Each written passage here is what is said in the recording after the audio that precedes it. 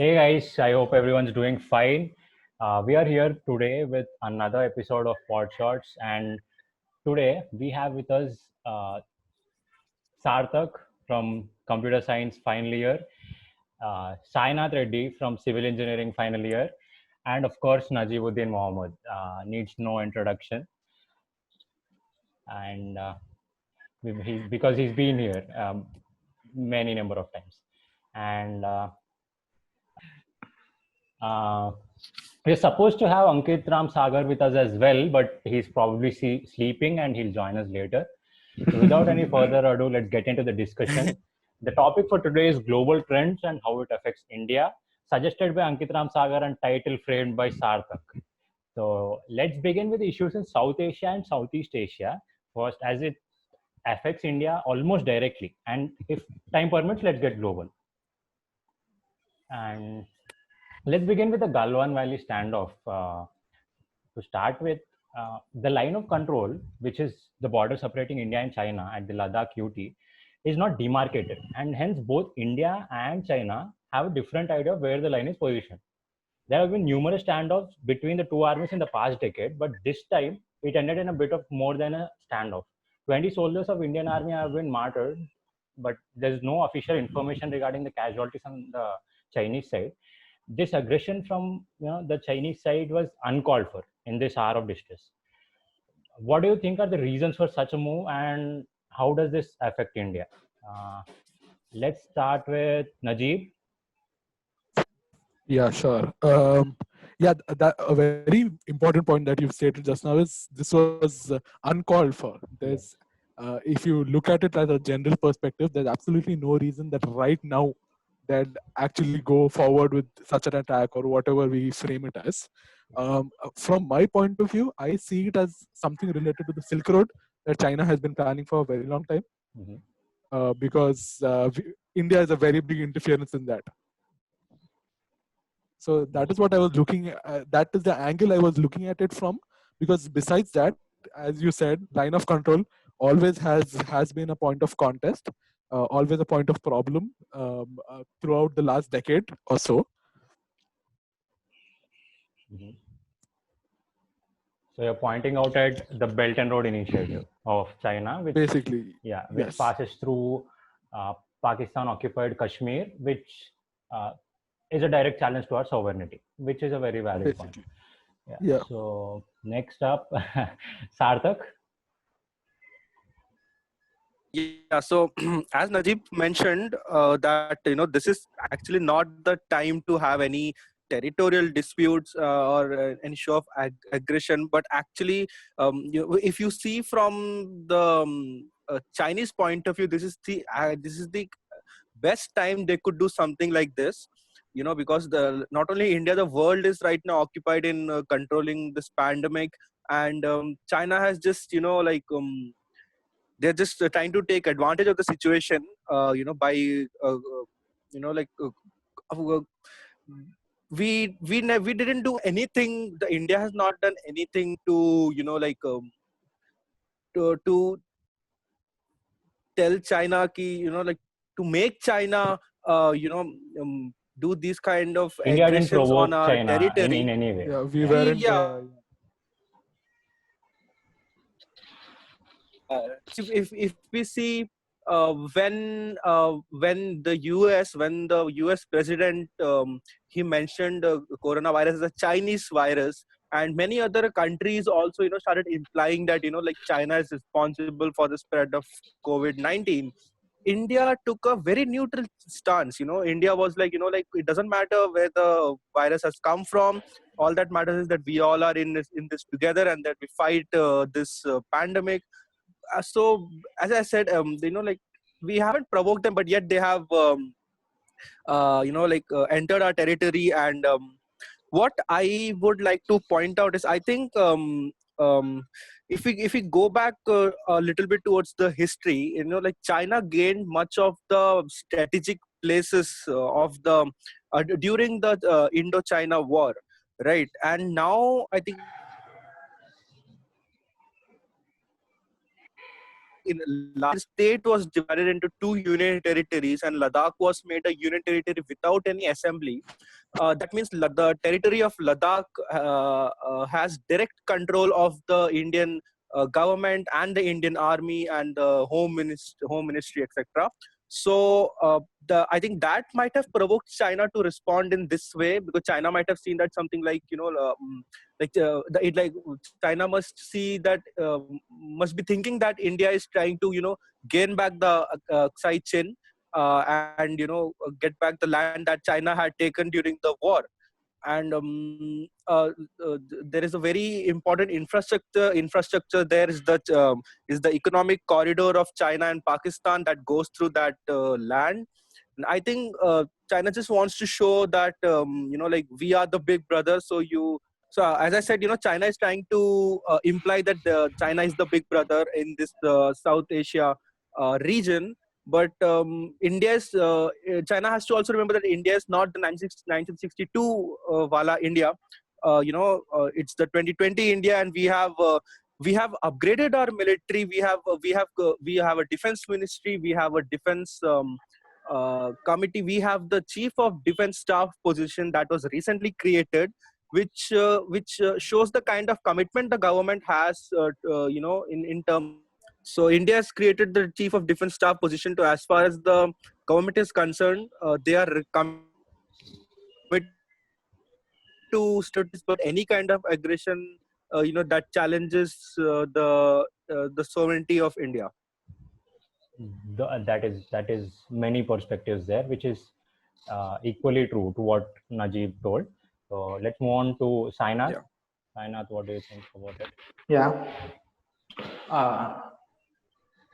Actually, the dispute should not be started at this time. When there is a global pandemic, coming to the history, it's about the China's policy is that conspiring occupying all the best, or what all the resources they have near them. Actually, the China is very far from the India actually, but they started acquiring all the nearby areas.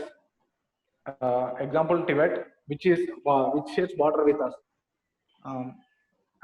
The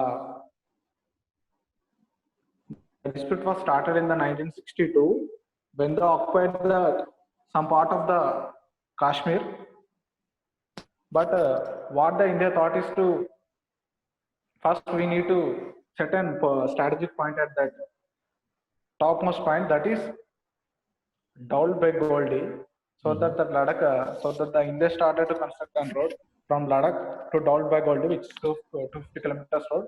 But what India did is, India thought of they started to construct a road from some part of the road to the river. Yeah. Galwan River? Pangong Lake. Pangong Lake. Pangong. Yeah. From that road they started constructing 3 kilometers road to the Pangong Lake, so that they can reach the military, whatever trucks or everything, so that they can reach there easily. What the China thought is that if they start constructing that road, it becomes problem for the China to acquire whatever the places. So they told that there are total 8 strategic points on that road. They told that India should share the border from the second point, and they told that, and India told that you should not come from the 8. These 8 points belongs to us. So from there the dispute started. But I think that this is not the correct time to take the disputes. Okay. So yeah. So to somewhat sum it up, what Sainath wants to suggest, or the point that he wants to put forward is, if you focus at the build up to the standoff, India was developing infrastructure close to LAC. India was actually constructing a airstrip and also a road connecting it for easy movement of military. And also he mentioned the point that access to resources becomes easy, which is the Pangong Lake, which is the point where the standoff actually took place. occupying Pangong so would not just result in territorial gains, but also get them the control over the resources Pangong Lake. So that might be one reason, or this is completely without basis, which I feel it might just be another classic communist attention diversion attempt from their ongoing economic woes and global criticism for the outbreak of coronavirus pandemic. Yeah, you can't rule out this, this conspiracy theory, which I would which I would say, but it sounds pretty convincing to me. Yeah. So I don't think you should call it a conspiracy theory at this point. Based on the facts that we had, it is an active, tool that the Chinese government uses. So yeah, you are very yeah, right in that because sense. traditionally they've been resorting to this nibble and negotiate policy, wherein they use their military might and achieve some political gains. So that has been China's way all the time. So an obvious and logical continuation to this discussion would be to discuss uh, how is India's present policy faring in dealing with this situation, and how does banning Chinese apps affect China? Let's go with Sarthak this time. Yeah. Okay. So as far as the current policy scene, I think the government has uh, like the withdrawal of Chinese troops from the Indian territory was rather slow, I would say. But now that they have started, withdrawing and they're going back to their territory, back to their territory, I think it's a good sign. It's a great sign. It's like it's a big win for the Indian diplomacy.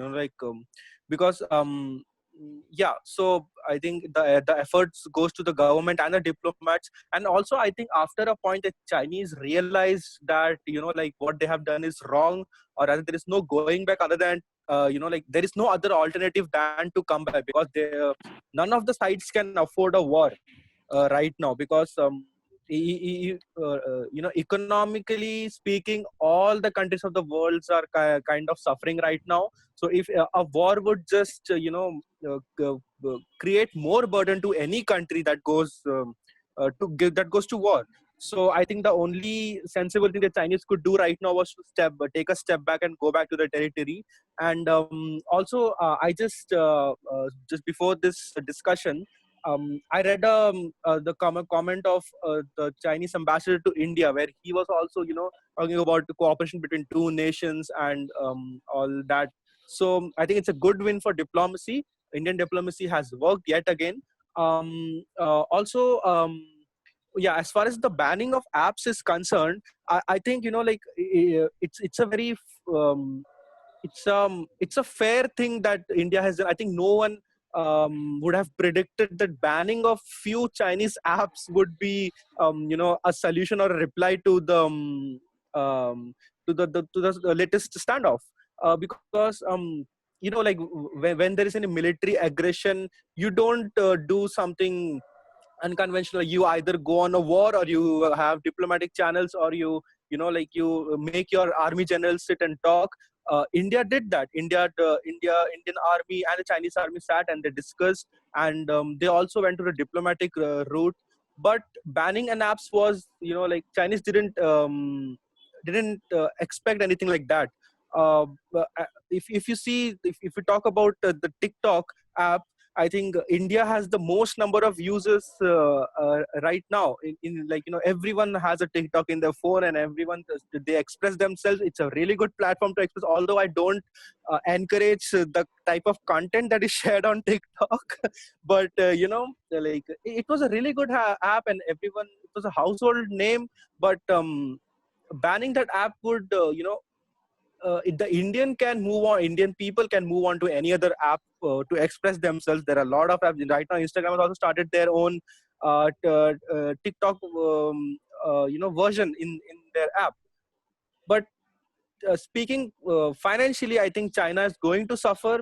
TikTok has a huge customer base in India. There have been reports of the TikTok sharing data, Indian data, to to the Chinese government, although TikTok has categorically denied it.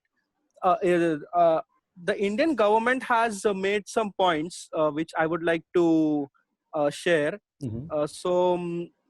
Yeah, the Minister of Communications, Ravi Shankar Prasad, he mentioned that it was a digital strike. I think it was. I'm pretty sure it was borrowed from the term surgical strike, and it was done for the safety, security, sovereignty, and integrity of India to protect its data. Right. So, although this might be also this is the official reason that government is giving. I think this is just cover up for something larger than that. I think the India is trying to harm, not harm, but give a befitting reply to the Chinese by halting their commercial gains by TikTok and all the other apps.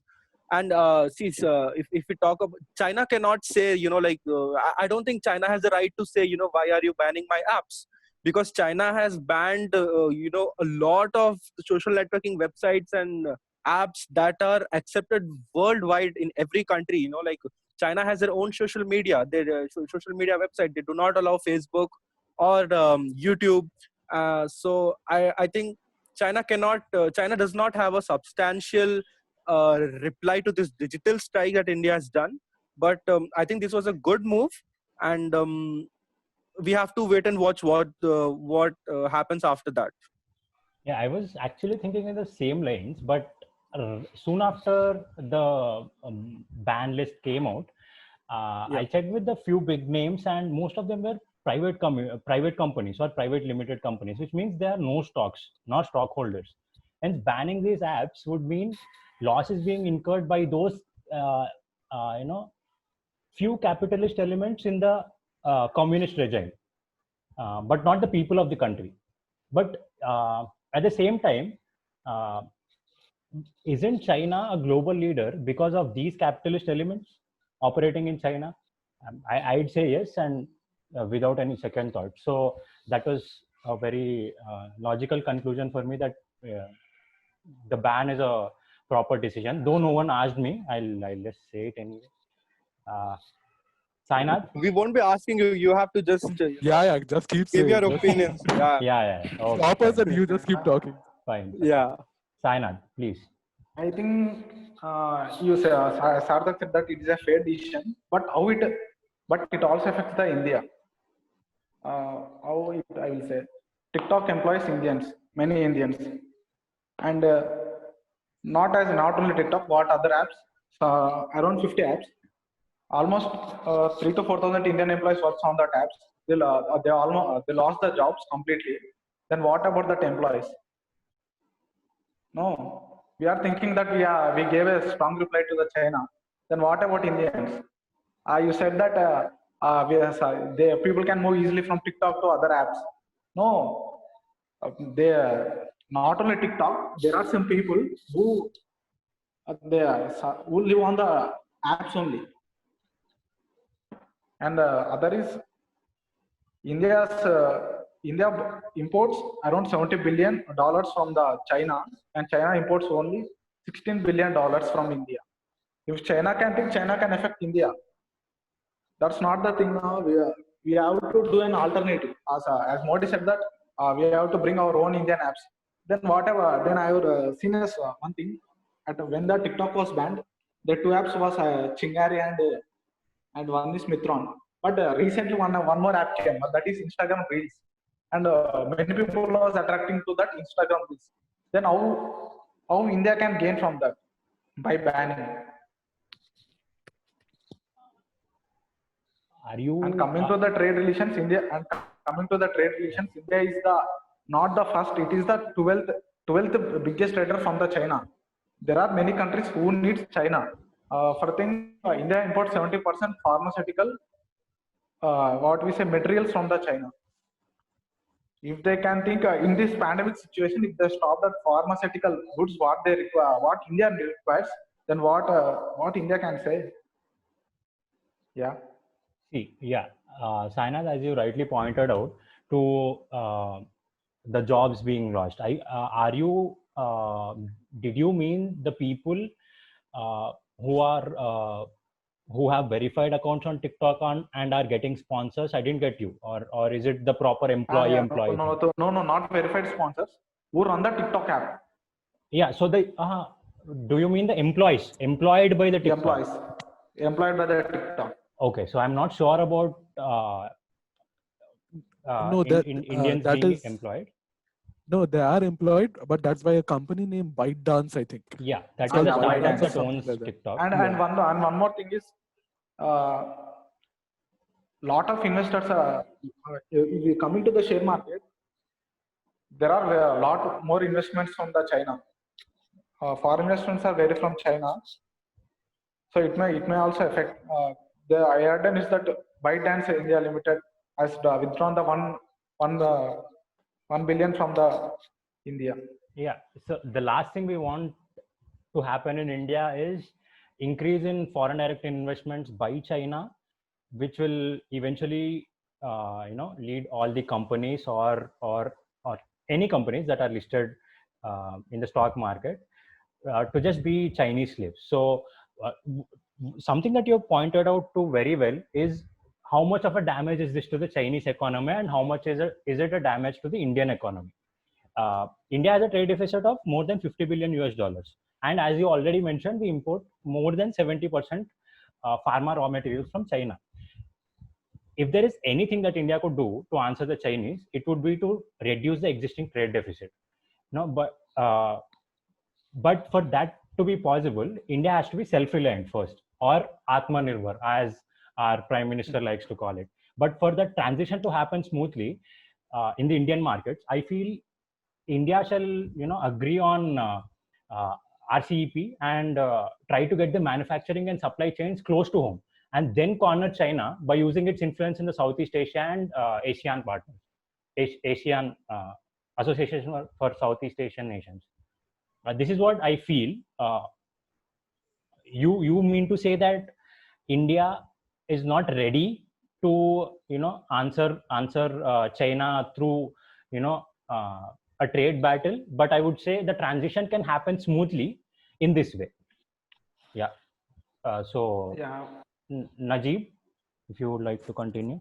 Yeah. Both Sarthak, Sainath, and as well as Pradyumna, you as well, have stated very good points regarding this. Even though it was a message that we sent against the Chinese government or the Chinese organization as a whole, like whatever the structure is, it doesn't affect them that much as much we think it will. But we need to understand that at this stage, that is probably the best we can do. The last thing we need right now is a trade war against China. Because as Sainath clearly pointed out, we will lose and we will lose bad. Yes. We are in the middle of a pandemic. We have a very delicate economic structure right now, and we rely on China for a lot of stuff that can help us go through this with ease.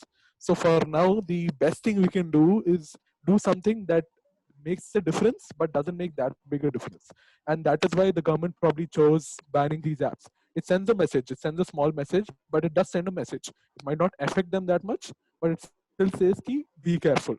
And regarding FDIs, I think at the start of the pandemic, the government banned Chinese FDIs or Yeah. restricted Chinese FDIs, right? Yeah, so that is an No, initiative that no, took a, they didn't ban. They gave some restrictions that without Indian permission. Mm-hmm. No.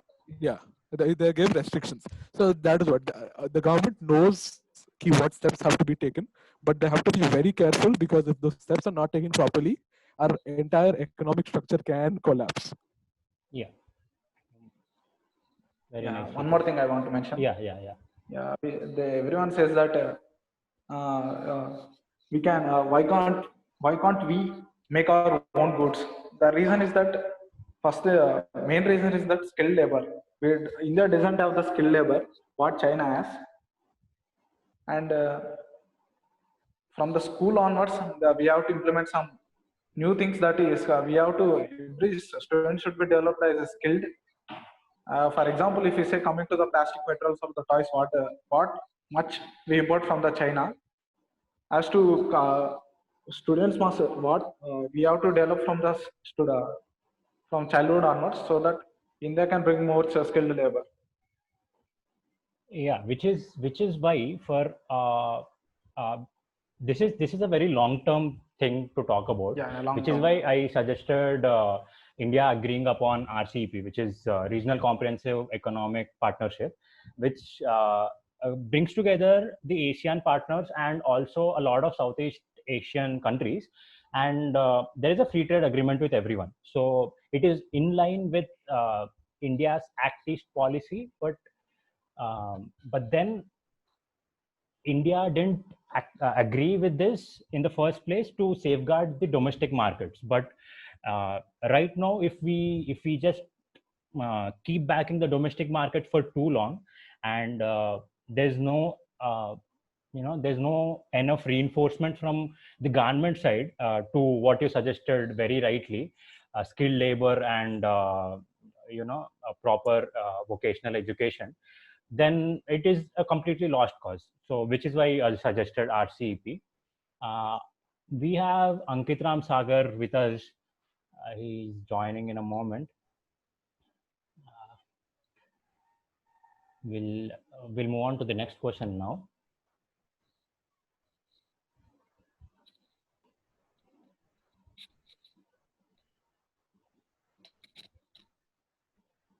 Ankit, can you hear me? Yeah, I can hear you. So we are done with two questions. The question relating to the Galwan Valley standoff and the Chinese product ban. So we'll move forward with our next question, which is the next topic. Let Ankit add points on the Chinese issue, and then maybe we can. Yeah. Ankit, Can give his 2 cents. Yeah, if you can add upon, because we already put forward points regarding how India's present policy is doing to combat this situation, and how the ban of Chinese apps affects China. If you can just add upon that, we'll move forward to the next question. Yeah, actually, my thought on ban on Chinese apps was like, for example, in the mobile industry, the main players are Apple, which is 25% of Indian market, Samsung about 22%, and Oppo and Vivo are 8%. So the main market is not Indian mobile phones. So I think that we have companies like Micromax and Intel, which were very good players in the past 5 years. But nowadays we got phones like Oppo and Vivo, which are more futuristic and with more options. And the old phones, which I said Micromax and Intel, are losing their features. That means they are not capable to catch up with the Chinese phones. But now we cannot force people to buy Micromax and Intel. So I think that our government should also propose or help the mobile manufacturers to cope up with Oppo and Vivo. Then only we can compete with the Chinese products. And we know that Xiaomi is one of the topmost players. And I think we cannot beat the premium sector of Apple, because it will be in a separate market category. So I believe this must be one of the points into the ban of Chinese products. And Okay. other products we can cope up. Okay, so you put your point forward through the Ankit, one thing. mobile phone sector or the electronic sector, Yeah. which can be Ankit. followed in. Yeah, Pradyumna, yeah. Please put your point. one. Ankit is said to tie up with Vivo and Oppo. No. I did not say to tie up with Vivo and Oppo. I said we must build a technology to overcome Vivo and Oppo in India. Okay. Means we Ankit have to. Ankit, you are not mentioning Redmi. Xiaomi is Redmi. Yeah, okay. Okay, so to what Ankit told, he pointed out to the electronic sector how Indian markets are not being able to keep up with the Chinese products, which are available at a cheaper rate and much more futuristic, as he suggested. So this is one area where India can improve, while there are many other sectors where India can do the same. So we already had an elaborate discussion about that before Ankit joined us. So let's just move on